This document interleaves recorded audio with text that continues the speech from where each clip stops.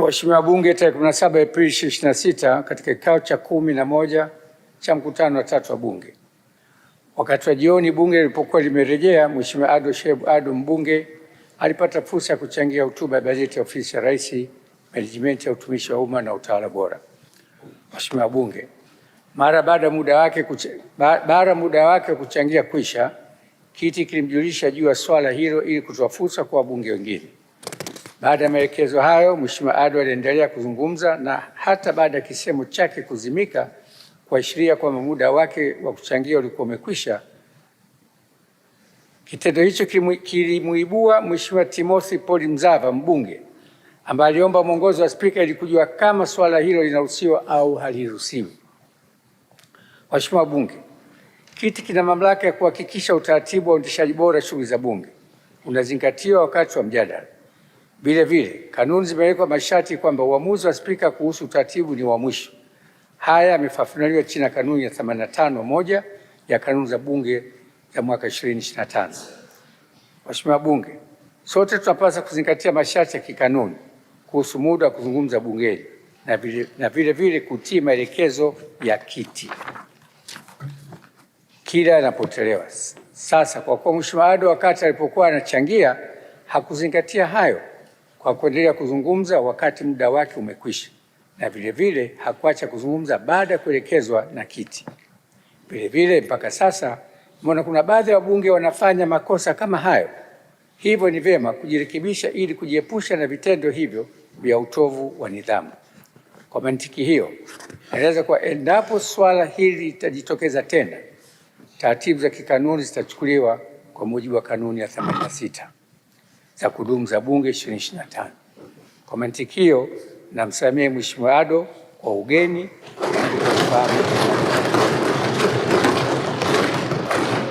Mheshimiwa Bunge, jambo jingine ni kwamba Mheshimiwa Ado Shaibu Ado mbunge katika mchango wake aligusia kuhusu taarifa za mdhibiti na mkaguzi mkuu wa hesabu za serikali CAG ya mwaka 2023/2024. Taarifa hiyo pamoja na taarifa za ukaguzi wa mwaka 2024/2025 zimepelekwa kwenye kamati za kudumu za Bunge zinazosimamia matumizi ya fedha za umma, ikiwemo kamati ya kudumu ya Bunge ya hesabu za serikali za mitaa LAC,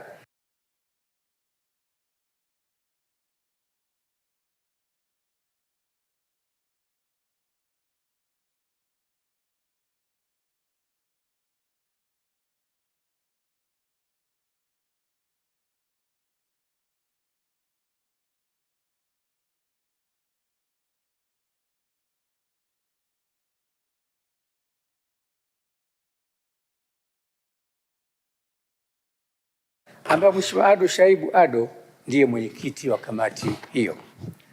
Taarifa CAG iliporejea ipo kwenye kamati anayoiongoza na bado haijafanyiwa kazi.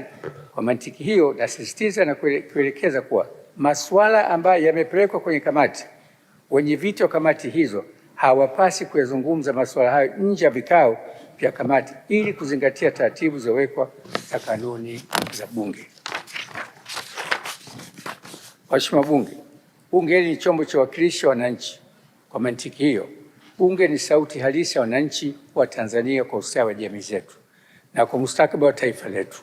Hivyo basi, ni muhimu kuzingatia kanuni zinazosimamia taratibu za mjadala bungeni, kwa sababu tunapozingatia taratibu hizo, mijadala itakuwa yenye tija na haitapotosha umma.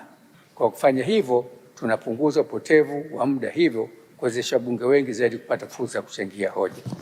Mheshimiwa Bunge, naomba kutumia fursa hii kuwapongeza wenyeviti wa Bunge kwa kazi nzuri wanazofanya ya kuongoza mijadala bungeni. Tuendelee kuwapa ushirikiano kama mnavyofanya kwangu. Nasisitiza kuwa kwa muda wote viongozi hao wanapoendesha vikao vya Bunge wanakuwa wanatekeleza madaraka ya Spika. Kwa msingi huo, maelekezo ya mwenyekiti wa Bunge yanatolewa bungeni ni maelekezo ya Spika kwa mujibu wa kanuni ya kudumu za Bunge 2025.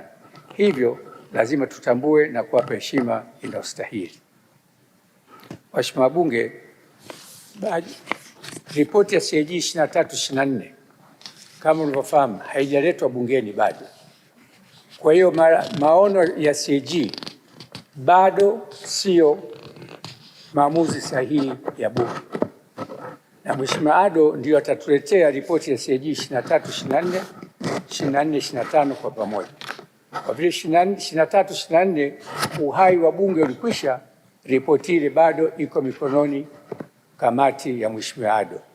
Kwa Mheshimiwa Ado, ukishamaliza ripoti yako utakuja kutuletea mapendekezo ndani ya bunge hili na bunge litatekeleza mapendekezo yako pamoja bunge mtavotushirikisha, mtavotuamulia kwenye bunge. Niseme kwa lugha ya Kiswahili au lugha nyepesi, tukikaa sisi hapa, sisi ni marefari, sio makocha. Hata mpirani wakati kocha anabadilisha mchezaji haingii bila ruhusa ya refa, na humu ndani kila kitu kinasimamiwa na kiti. Niombe sana, tuna ugeni, tuendelee kujifundisha. Katibu, maswali.